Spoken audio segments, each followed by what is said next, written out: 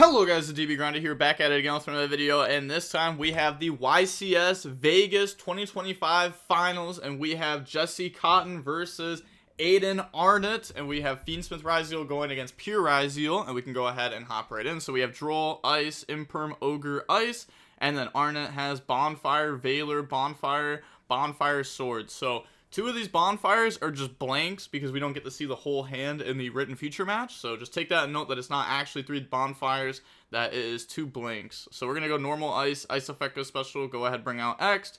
X effect goes search, go ahead grab out Sword Ryzeal, and then we're going to overlay into Kotton Knight and then link off into Requiem. And then we have Requiem effect, tribute goes special, bring out Lacrima, Lacrima effect, dump Engraver, Requiem effect to equip, and then shuffle back to special summon out the Engraver from the graveyard. And now we can use that, a little misclick there, on my end, not Jesse Cotton's end. Go ahead, put back, bring out Necro equip, and then overlay into DDD Wave High King Caesar, special sword, sword effect goes search, grab out X Ryzeal from the deck to the hand, and then we can dump the Kotton Knight to special summon out X Ryzeal. Now we could have technically dumped Eclipse Twins there, because we could go for the setup. But if we get hit with any hand trap, we don't have the setup, and then we also lose our Eclipse Twins for follow-up, so dumping Kotton Knight there is better.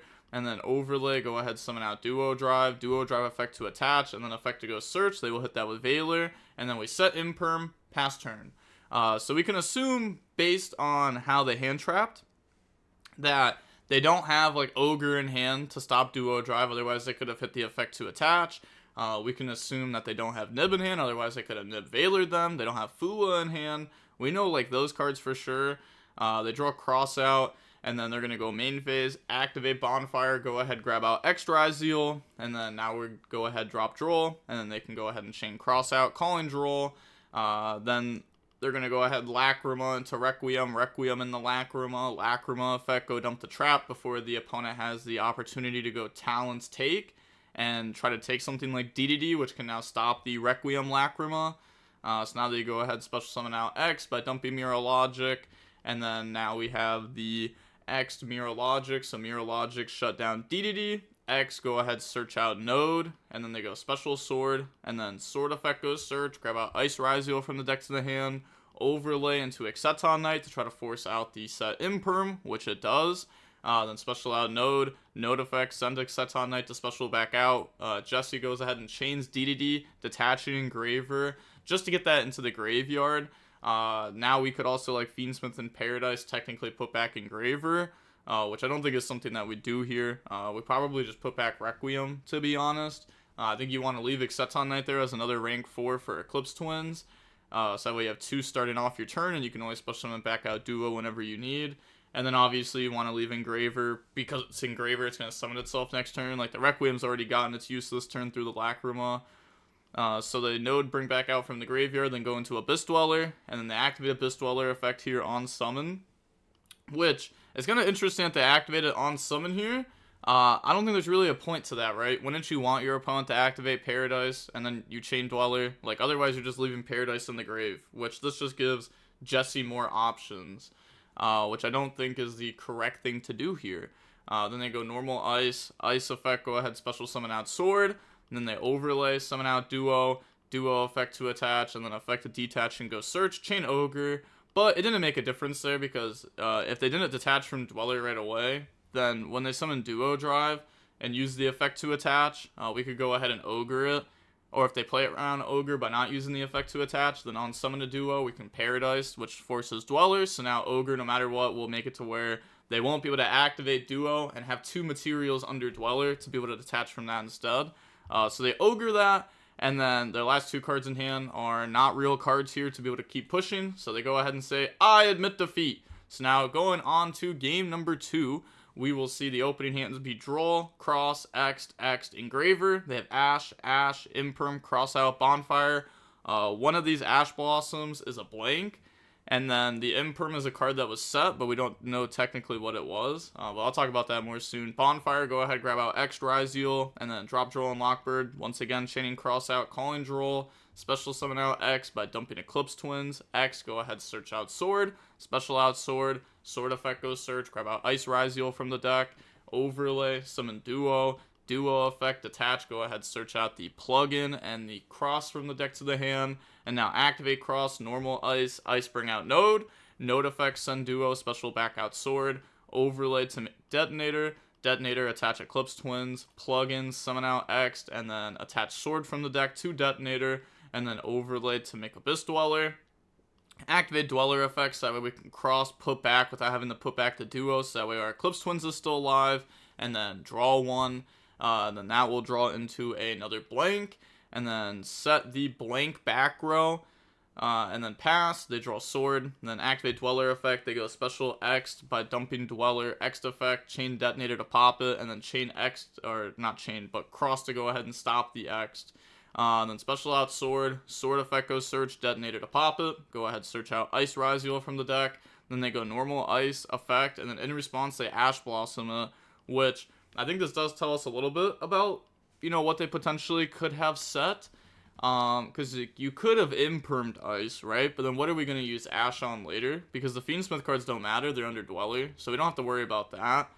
So I think holding imperm would be better than holding Ash in this spot, because imperm's actually able to interact with cards like Detonator, while Ash cannot interact with cards like Detonator, but imperm also stops like Duo Drive, Exceton Knight, like anything else that could potentially come down, we could go ahead and stop it. Also, something interesting on Jesse's end is that he sent Abyss Dweller for X Ryziel, but I feel like Abyss Dweller is actually pretty good against pure Ryziel. It's not the greatest card ever, but I think you really do need a way to stop like Eclipse Twins, if possible. But maybe he just like, you know, I guess it's fair. You read the scenario, like, I'm not getting to Dweller Detonator on this end board, like, that's just never happening. Maybe you just have to put your opponent on make a lot of mistakes, though, for you to be able to get to that situation. But yeah, they go ahead, Ash, Ice. It could have also been, like, Metal Tronus set, and they were just holding it for Detonator strictly, knowing that they could just hand trap the little bodies. Eventually they get to Detonator, and then we just Metal Tronus it, and that should just end the game. Activate cross, they go detonator, pop itself, and then Eclipse Twin, summon back out, effect to attach, and then cross effect, we just go ahead and pop it. And then now Jesse Kotton goes ahead and says, I admit defeat, so we will now be moving on to game 3. But yeah, the 2 cards in hand were blanks, and the set card was also a blank. The cards in hand could have been like a wide variety of things. We didn't really have any reads on them. Could have been Engine, could have been a Charmy that they had in the deck for the cross out. And that could have also worked with like X Ryziel in case we got hand trapped on that. But yeah, we didn't really have a read on any of the cards in hand. The card set could have also been like a cross out because our opponent hasn't really given us like a great opportunity to cross out them yet. We could have been holding it for like Talons or something. Didn't really need to use it on these type of engine cards in this scenario. But on to game 3, Jesse's opening hand is Fua, Track, Talons, Node, and Lurie. The opponent's opening hand is Metal Tronus, Fua, called by Fua, X, which, if you're Aydin here, you have to be feeling really good about this hand. Like, this is a really, really, really solid hand. And if you're Jesse, you probably aren't very happy with your hand. You're okay with it. It works, but you're probably not happy about it. Activate Tract, grab out Engraver, discard Lurie, Lurie effects summon itself out, and then the opponent doesn't drop Fua on the Lurie summon. Which I just want to say, that's a little interesting here, because the opponent will almost always turn Lurie into Requiem. The reason why some people wait, so I think that game 1, if you drop Fua on Lurie's summon, you're atrocious, you're bad.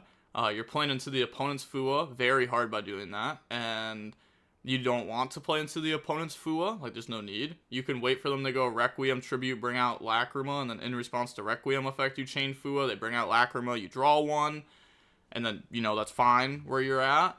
But I think here with the opponent adding Engraver off Tract, maybe we're supposed to just drop a Fualos here and now, because now they could just go ahead and, like, make Requiem, and if they Requiem effect and you Fua, they can just summon Engraver from hand, and like that's a lot worse.